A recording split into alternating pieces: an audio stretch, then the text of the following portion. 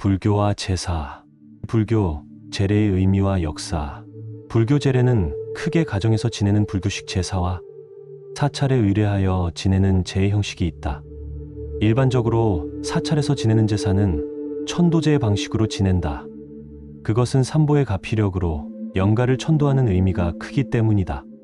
사찰에서 스님이 의식을 진행하는 가운데 스님들의 법력으로 영가에게 부처님의 가르침을 들려주어 영가가 극락세계에 이르도록 하는 것이다. 가정에서 지내는 불교식 제사는 부처님의 가르침을 바탕으로 고인에 대한 추모와 효를 실천하는 중요한 가정일이다. 따라서 삼보의 가피력으로 조상영가를 불러 모시고 부처님의 가르침을 전하여 극락왕생하기를 기원하는 천도의 의미와 조상님에게 공양을 올리고 가호를 비는 추선공양의 의미를 함께 내포하고 있다. 그러나 스님들이 의식을 주관하지 않으므로 일반적인 의미에서 제라고 하지 않으며 따라서 천도의 의미보다는 추선공양의 의미가 크다고 하겠다. 불교식 가정제사가 예부터 있었던 것은 아니다.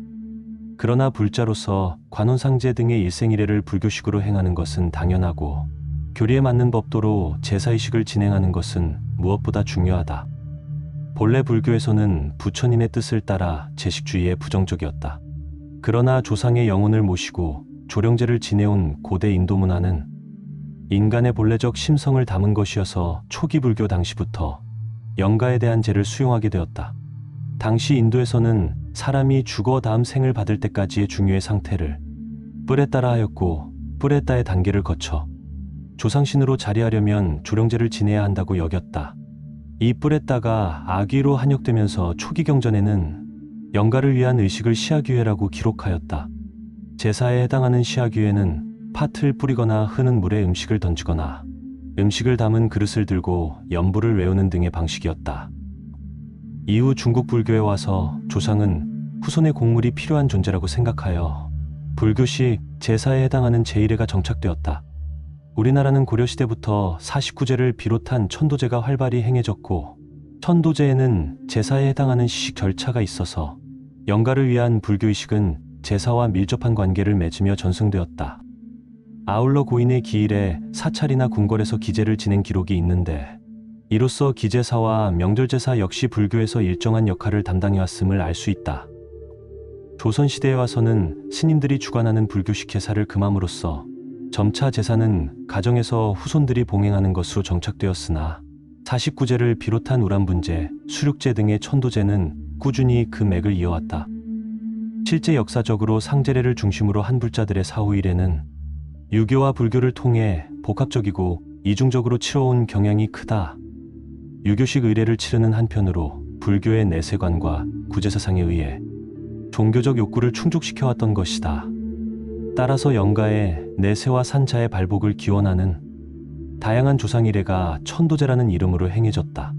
제사는 현대에도 여전히 소중한 가치로 인식되고 있지만 봉사 대상을 축소, 통합하거나 형제 간의 제사를 나누어 모시는 등 다양한 대안이 모색되고 있다. 따라서 예전에는 아들이나 후손 없는 불자들만이 주로 사찰에서 제사를 지내왔으나 근래에는 제사 준비의 어려움을 해결하고 종교적 추모 방식의 경건함 등을 이유로 사찰에서 제사를 지내는 이들이 증가하고 있다. 사찰 제사는 영가를 추모하고 효를 다하고자 하는 마음과 더불어 영가를 좋은 곳으로 보내주고자 하는 기원을 담고 있어 불자가 아닌 사람들까지 포용하게 된 것이다. 제사와 제, 불교에서 말하는 제는 제사와 곧잘 혼동된다. 그것은 제가 일상생활에서 잘 쓰지 않는 개념일 뿐만 아니라 발음상으로 제와 제가 쉽게 구분되지 않고 가정에서 지내는 기제사를 사찰에 의뢰하여 지내기도 하기 때문이다. 더구나 49제 등 천도제의 의식 속에는 제사에 해당하는 시식이 있어서 제사의 제와 천도제의 제를 구분하지 않은 채 혼용하는 경우가 많다. 제란 본래 심신을 청정하게 하는 수행 방식을 의미하였다. 그러다가 점차 불보살님께 공양을 올리며 그 공덕이 함께하기를 기원하는 불교의식을 일컫는 말로 정착되었다. 불교에서는 천도제의 의식 속에 민간의 제사를 받아들였기 때문에 영단 앞에 치르는 시식은 제사의 모습과 흡사하다. 그러나 불교의 제는 유교제사와는 다른 중요한 의미와 특성을 지니고 있다. 첫째, 불교의 제는 삼보에 귀의하는 불자의 신행생활을 반영한다. 불보살님을 모신 법당에서 스님의 진행에 따라 경전의 염송과 염불로 의식을 치르며 이러한 과정에서 삼보에 대한 믿음을 실천하고 삼보의 가피를 받게 되는 것이다.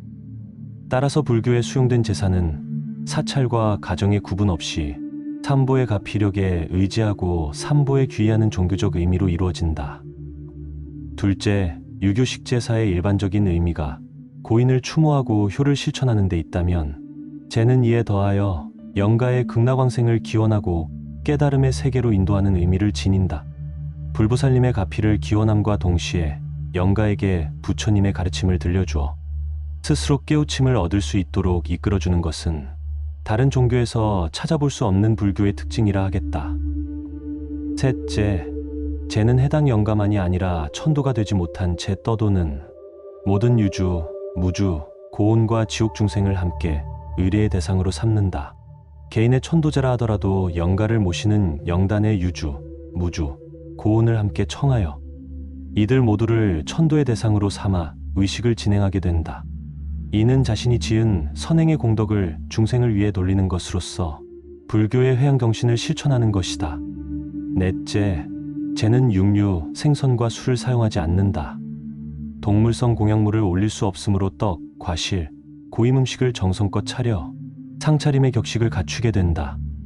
또한 술 대신 차를 올리는데 이때의 차는 맑은 물로 대신하기도 한다. 이처럼 사찰에서는 불교의 제에 유교의 제사를 접목시킨 방식으로 의례를 치르고 있지만 일반 제사와는 다른 불교만의 특징적인 의례 체계와 의미를 갖추고 있다. 천도제의 의미, 불교 생사관에 따르면 사람이 죽으면 49일 동안 중유에 머물다가 새로운 존재로 태어나게 된다. 이 기간에 유족이 영가를 위해 49제를 올리고 공덕을 지으면 영가는 좋은 곳에 태어날 수 있다고 보는 것이다. 그러나 불교에서는 49제를 지낸 이후에도 같은 영가를 대상으로 천도제를 거듭 올리고 있는데 이는 다음과 같은 의미를 지닌다. 첫째, 천도제를 거듭할수록 영가의 업장을 소멸시킬 수 있을 뿐만 아니라 윤회 속에서 거듭하는 수많은 삶에까지 영향을 미칠 수 있기 때문에 사후의 영가에게 끊임없이 부처님의 가르침을 일러주어 생전에 못 이룬 깨달음을 사후에라도 이룰 수 있도록 기원하는 의미를 지닌다. 이것은 영가에 대한 지속적 정성을 일깨우는 동시에 일상의 산 속에서 악업을 그치고 선업을 쌓도록 강조하는 것이기도 하다. 둘째, 천도제를 함으로써 삼보의 공양을 올리고 대중에게 법식을 나누는 공덕을 실천하게 된다. 천도제의 제물은 삼보에 귀의하여 불보살님께 올리는 공양물인 동시에 교단 운영의 토대가 된다. 즉, 음식물의 공양을 넘어 제를 통한 보시로 승화되어서 천도제를 행하는 일이 곧 삼보를 지키고 불교를 융성케 하는 신앙행위의 하나가 되는 것이다.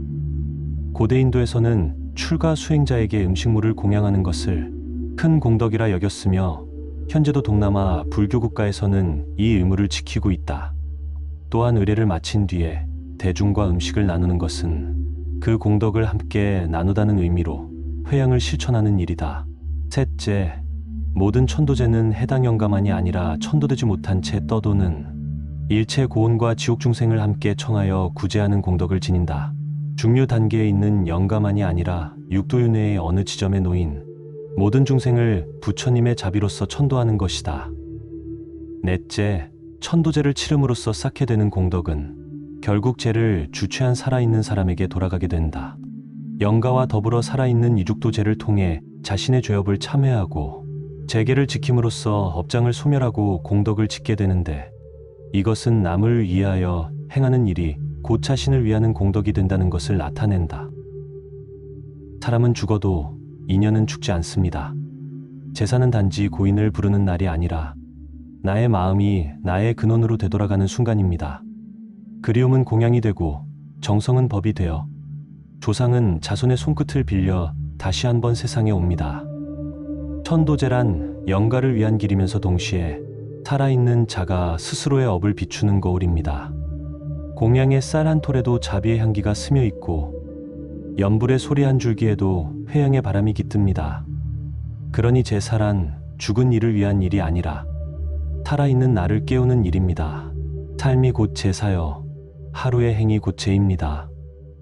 우리가 지금 이 순간 정성으로 한 생각을 바르게 한다면 그 마음이 바로 부처의 제가 될 것입니다. 합장합니다.